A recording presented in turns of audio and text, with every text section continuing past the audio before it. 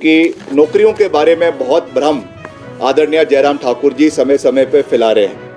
मैं आंकड़ों के साथ ये बात कहना चाहता हूँ कि सरकारी क्षेत्र में वैसे तो ये बात कहते हैं कि हमने जो 1 लाख का आंकड़ा दिया है, ये आंकड़ा केवल सरकारी क्षेत्र का नहीं है।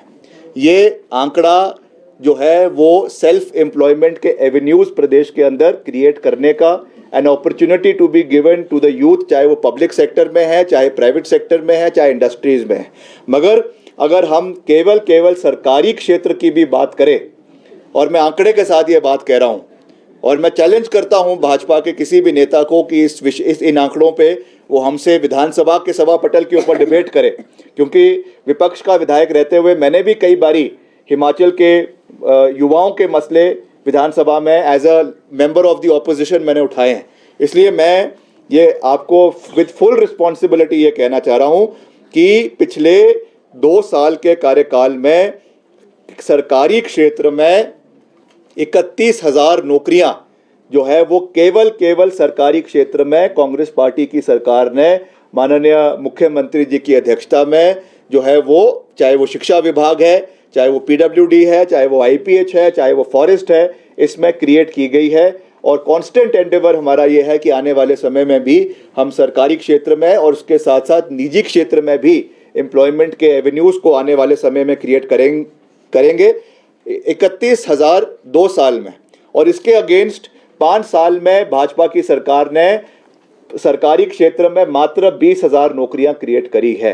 तो जवाबदेही हमारी तो है ही है जनता के प्रति, because we are elected government, मगर हमारे साथ साथ विपक्ष की जिम्मेवारी भी बनती है कि वो भी अपने 5 साल की कार्यप्रणाली का चिट्ठा लोगों के बीच में रखे। उन्होंने कितनी नौकरियां जयराम जी के समय में हिमाचल प्रदेश के लोगों को दी, इसकी जानकारी भी वो दें। अगर वो नहीं देंगे तो हम सही आंकड़ों के साथ लोगों के बीच में जाएंगे, ये भी मैं आपको कहना चाहता हूं। और सबसे बड़ी बात, जो हमारा राज्य चयन आयोग है, इसके बारे में भी बहुत चर्चाएं होती है। क्या आवश्यकता बड़ी थी इस चयन आयोग को बनाने की? अगर सब कुछ जो पहले Himachal Pradesh service selection board था, सबऑर्डिनेट सर्विस सिलेक्शन बोर्ड था, अगर उसमें सब कुछ हंकी डोरी था, if everything was right in that so called recruitment board, तो आज इसको बनाने की आवश्यकता ही नहीं पड़ती। मुख्यमंत्री जी को इसको बनाने की आवश्यकता ही नहीं पड़ती।